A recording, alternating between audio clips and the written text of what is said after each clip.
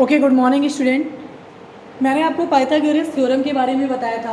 उसमें Pythagoras triplet, colonel's of Pythagoras theorem और उसका कुछ एग्जांपल बताया था। आज हम लोग उसके नेक्स्ट पार्ट में मूव करेंगे, जिसमें मैं आपको आपकी बुक का एग्जांपल नंबर 12, एग्जांपल नंबर 13 और एग्जांपल नंबर 14 बताऊंगा।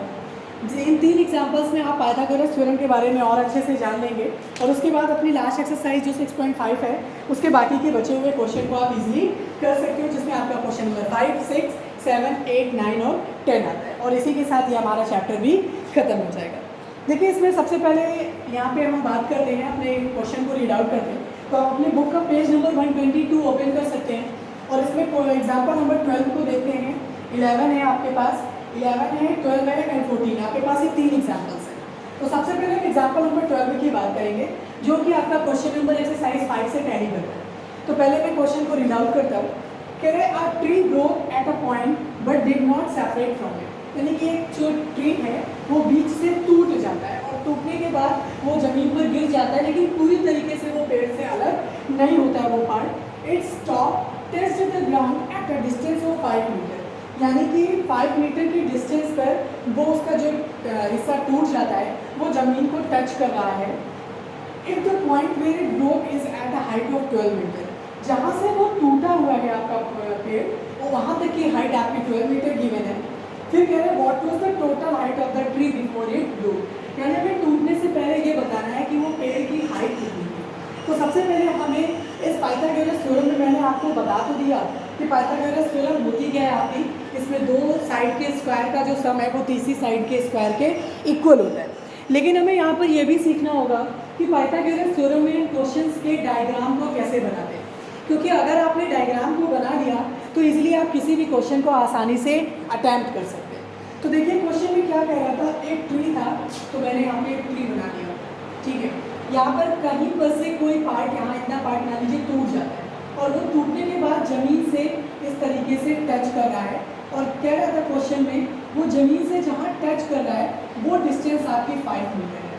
ये मतलब ये आपका एक ट्री है, ठीक है। मैंने नेट कर दिया, इसकी जो हाइट है ट्री की वो आपकी कितनी है, h मीटर है। हमें नहीं पता कितने मीटर का ट्री था। यहाँ से यहाँ तक का पार्ट जो है आपका, ये पूरा एक ट्री था आपका AB, ठीक है। इसके बाद ये यहाँ B से टूट जाता है, यानी ये AB पार्ट टूट के यहाँ पे गिर जाता है और इसका नेम मैंने कर दिया C। 5 मीटर की दूरी पर जो ये पार्ट टूटा है, यहीं से टूट के वो जमीन से ऐसे टच कर रहा है, ठीक है। और कह रहे हैं जितना पार्ट टूटा है, टूटने के बाद यहाँ पे जो बचा हुआ पार्ट है उसकी जो हाइट है वो 12 मीटर की है, ठीक है। तो हमें यहाँ पे ये बताना है कि इसकी पूरी हाइट कितनी होगी। अब हमें यहाँ पे हाइट बतानी है, तो देखिए इस क्वेश्चन को अटेम्प्ट कैसे करेंगे। कितना लेंथी क्वेश्चन था, लेकिन डायग्राम की हेल्प से हम उसे आसानी से समझ गए। फिर से देखते हैं। तो यहाँ पे हमने लिखना होगा कि हमने ये किया है, AB जो है वो एक ट्री है, ठीक है। यहाँ पे जो AB है ये एक ट्री था। इसमें मैं गिवन क्या क्या है, यहाँ पे आप गिवन में देख सकते हो। यहाँ पे मैं तो ये जो B और C गिवन है, ये BC, ये क्वेश्चन में कह रहा है 12 मीटर है, ठीक है। यहाँ पे हमारा CD भी गिवन है, CD हमारा 5 मीटर, ठीक है। इसके अलावा हमें पूरी हाइट बतानी है, तो पूरी हाइट का मतलब हमें AC बताना है और AC को हम क्या लिख सकते हैं, AB प्लस ये हमारा जो BC। हम इस AC को क्या लिख सकते हैं, क्योंकि पूरी हाइट को बताना पॉसिबल है नहीं, क्योंकि हम यहाँ पे पाइथागोरस थ्योरम लगाएंगे। ये हमारा 90 डिग्री एंगल है, तो पाइथागोरस थ्योरम लगेगी हमारे किस ट्रायंगल में, ट्रायंगल BCD। तो देखिए कैसे इसको सॉल्व करना है। इन ट्रायंगल BCD, हम यहाँ पे हमारा ट्रायंगल कौन सा है, ये BCD राइट एंगल ट्रायंगल है। कैसे पहचाना, हमारा एंगल C 90 डिग्री है। इसमें एंगल जो C है वो कितना है, हमारा 90 डिग्री है। इस वजह से ये हमारा राइट एंगल ट्रायंगल होगा। अब क्या करना है, इसके सामने की साइड यानी ये जो हमारी BD है ये हमारी हो जाएगी हाइपोटेनस, और ये हाइपोटेनस जो है हमारी बाकी की जो दो साइड है, यानी कि BC पहला लेग और दूसरा जो हमारा लेग है CD, इसके स्क्वायर के इक्वल, ठीक है। तो यहाँ पर हम क्या करते हैं, वैल्यू पुट करते हैं, तो हमें इससे BD मिल जाएगी। और ये BD जो है आपकी इनडायरेक्टली ये इक्वल होगी आपकी AB के, क्योंकि आप ध्यान से देखिए यही वाला पार्ट टूट गई तो हमारा जमीन में टकरा रहा था, यानी ये पार्ट और ये पार्ट सेम है, सिर्फ नेमिंग अलग अलग है। तो यहाँ पे हमें BD निकालना होगा पहले। तो BD का स्क्वायर जब निकालेंगे, BC हमें गिवन है क्वेश्चन में, वो कह रहा था 12, तो 12 का स्क्वायर प्लस सी डी हमारा कितना गिवन था 5 का स्क्वायर, ये हो जाएगा हमारा 5 का स्क्वायर। 12 का स्क्वायर होता है 144 और 5 का स्क्वायर हो जाएगा 25, तो ये हमारा आ जाएगा 169। ठीक है, अब यहाँ से हम क्या करेंगे, स्क्वायर हटाएंगे तो इधर क्या लग जाएगा, रूट लग जाएगा। तो B D is equals to 169 और 169 किसका रूट होता है आपका, एंड डायरेक्टली आप कह सकते हो ये 13 का स्क्वायर लिखा हुआ है। अब दोनों पेयर में से हमारा बाहर क्या आ जाएगा, यानी बी डी की लेंथ कितनी आ गई हमारी 13 मीटर। ये सिर्फ हमारी बी डी की लेंथ आई है, यानी ये वाली लेंथ आई है जितनी हमारी हाइट टूटी हुई थी। अब हमें टूटे वाले पार्ट में से इस पार्ट में ये पार्ट ऐड कर देंगे, यानी इस इक्वेशन में हम ये वैल्यू पुट करेंगे। ए सी क्या था हमारा, A B plus B C. ठीक है, ए बी हमारा कितना था, ए बी अभी हमने निकाला था बी डी के इक्वल था, यानी कि हो जाएगा 13 प्लस बी सी हमारा कितना गिवन है 12। 13 में जब हम 12 ऐड करेंगे तो कितना आ जाएगा आपका 25 सेंटीमीटर, यानी कि आपका जो टोटल ट्री की हाइट थी वो कितनी हो जाएगी 25 सेंटीमीटर। तो इससे हमें ये पता चला कि अगर हमें पाइथागोरस थ्योरम गिवन है तो हम उसकी हेल्प से कोई भी क्वेश्चन को किसी भी तरीके से लगा सकते हैं। लेकिन आपने इसमें क्या ढूंढना होगा, राइट एंगल ट्रायंगल अगर आपको मिल जाता है तो आप किसी भी क्वेश्चन को इजीली कर सकते हैं। अब इसके बाद हम लोग एग्जाम्पल नंबर 11 की बात करते हैं।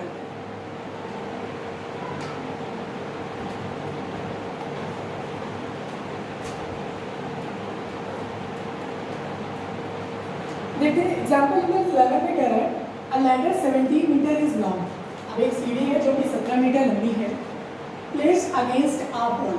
मानिए देखिए डायग्राम बनाते चले, ये हमारी एक वॉल है, ठीक है, मैं इसको लिख देता हूँ, ये वॉल है, लेट कर दिया मैंने कि ये वॉल है, ठीक है, और इस वॉल से एक सीढ़ी जिसकी जो लेंथ है वो है 17 मीटर, ठीक है, ये हमारी एक सीढ़ी है 17 मीटर और दीवार से टेक लेके खड़ी हुई है, ठीक है। आगे कह रहे हैं क्वेश्चन में in such way that the foot of the ladder is 15 metre away from the wall. इसका जो फुट है लैडर का ये वॉल से 15 मीटर की दूरी पर है, यानी डायरेक्टली वो ये कहना चाह रहा है कि इसके फुट से ये हमारी जो दीवार की डिस्टेंस है ये 15 मीटर है, ठीक है। आगे क्वेश्चन में कह रहा है find the height of the wall up to which the ladder reaches. हमें ये बताना है कि इस वॉल की कितनी हाइट होगी जहाँ तक ये लैडर पहुँच जाती है, ठीक है। अब आपको ध्यान से देखिए यहाँ पे कुछ दिख रहा होगा, हमें यहाँ पे अगर राइट एंगल ट्रायंगल दिख रहा है, आपको भी दिख रहा होगा यहाँ पे राइट एंगल ट्रायंगल की अगर हम बात करते हैं तो कैसे पहचानेंगे कि हमारा रहा एंगल 90 डिग्री, तो इसका मतलब ये हमारी हाइपोटेनस हो जाएगी और ये बाकी के दोनों लेग हो जाएंगे। देखिए कैसे करते हैं, सबसे पहले मैंने आपको बताया था हाइपोटेनस के स्क्वायर, इसकी नेमिंग कर देते हैं। मैंने इस ट्रायंगल का नेम दे दिया है ए बी सी। इसमें एंगल बी जो है वो हमारा 90 डिग्री है, पहले डेटा लिख लेते हैं, और ए सी जो है वो हमारा 17 मीटर है, जो बी सी है वो 15 मीटर है, और हमें निकालना क्या है, ए बी को हमें फाइंड आउट करना है कि कितना मिलेगा, ठीक है। सबसे पहले हमारा जो ट्रिपलेट होता है पाइथागोरस ट्रिपलेट उसको लिखते हैं। तो अकॉर्डिंग टू दिस सिचुएशन इस ट्रायंगल के अकॉर्डिंग ए सी हमारी एक हाइपोटेनस है, तो हाइपोटेनस का स्क्वायर इज इक्वल्स टू बाकी की दोनों लेग के स्क्वायर के इक्वल, यानी इसका कहने का मतलब है ए बी का स्क्वायर और बी सी का स्क्वायर। अब आप ये समझ रहे होंगे ये क्या है, हमारी पाइथागोरस थ्योरम है, आप लिख सकते हो ब्रैकेट में पाइथागोरस थ्योरम के अकॉर्डिंग, ठीक है। अब ये हमारा पाइथागोरस ट्रिपलेट हमने लिख लिया, यहाँ पे हमें सिर्फ क्या करना है, वैल्यू को पुट करना है। ए सी की वैल्यू में यहाँ पे गिवन है, तो ए सी की वैल्यू यहाँ लिख देंगे 17 का स्क्वायर। क्या हमें ए बी गिवन है, नहीं गिवन है, तो जो नहीं गिवन है उसमें हम सेम एज ऐसे ही लिख दें, प्लस बी सी क्या गिवन है, बिल्कुल गिवन है, बी सी हमें गिवन है यहाँ पे 15। अब हमें क्या करना है, स्क्वायर रूट करना है। 17 का स्क्वायर कितना होता है आपका 289, ए बी स्क्वायर ऐसे ही लिखा रहेगा। फिर उसके बाद 15 का स्क्वायर कितना होता है आपका 225। अब यहाँ पे आप देख सकते हो इजी कि यहाँ पे हमें क्या करना है, सिर्फ ट्रांसपोज मेथड को यूज़ करना है, और ट्रांसपोज मेथड यूज़ करने के बाद आपका रिजल्ट आ जाएगा। ये प्लस का इधर आएगा तो क्या हो जाएगा आपका माइनस हो जाएगा। 289 में 225 माइनस करेंगे तो आएगा आपका 64। अब आपका सेम वही कॉन्सेप्ट, स्क्वायर हटाएंगे तो यहाँ पे क्या लग जाएगा, आपका रूट लग जाएगा, और ये 64 किसका रूट होता है, यानी कि जो हमारी लैडर थी वो दीवार से 8 मीटर हाइट वाली वॉल पे खड़ी हुई। यानी कि ए बी कितना निकल के आ गया 8 मीटर। अब यहाँ पे हमें कुछ भी पूछे आप आसानी से बता सकते हैं। तो इस तरीके से हम लैडर वाले क्वेश्चंस भी सॉल्व कर सकते हैं। अब हम लोग अपने क्वेश्चन नंबर 14 पे मूव करेंगे, जो कि आपके एग्जाम्पल का लास्ट है, और इसी के साथ हम लोग पाइथागोरस थ्योरम को भी करेंगे। लास्ट क्वेश्चन है,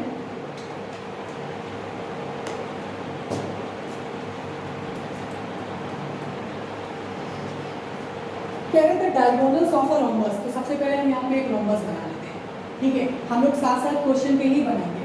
तो एक रोम्बस में 2 डायगोनल्स यहाँ पे पॉसिबल है, दोनों डायगोनल्स को हमने बना लिया, ठीक है।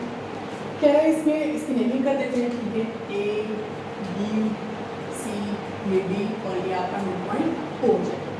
कह रहे थे diagonals of a rhombus measures 24 centimetre and 32 centimetre. यानी जो डायगोनल्स हैं, इनडायरेक्टली कहने का मतलब है जो AC है और हमारा BD है, इसकी मेजरमेंट दी है। AC हमारा गिवन है कितना है 32, और जो BD है वो हमारा गिवन है कितना 24 सेंटीमीटर, ठीक है। कह रहे इसका हमें पेरीमीटर निकालना है। तो आपको पता है पेरीमीटर कैसे निकालना होगा। पेरीमीटर के लिए क्या होता है आपका रोम्बस का फॉर्मूला 4 इंटू आपकी साइड। सबसे पहले रोम्बस की स्पेशलिटी के बारे में बता दें कि रोम्बस की सारी साइड्स आपस में इक्वल होती हैं, और इसके जो डायगोनल्स होते हैं ये आपस में एक दूसरे को इंटरसेक्ट करते हैं। मेरा कहने का मतलब ये इंटरसेक्शन से यहाँ पे कि ये O पॉइंट है, इसको इंटरसेक्ट करिएगा, यानी AO जो है वो इक्वल होगा आपका OC के, और जो ये हमारा BO है ये इक्वल हो जाएगा OD के, ठीक है। और ये एक दूसरे को इंटरसेक्ट करते हैं।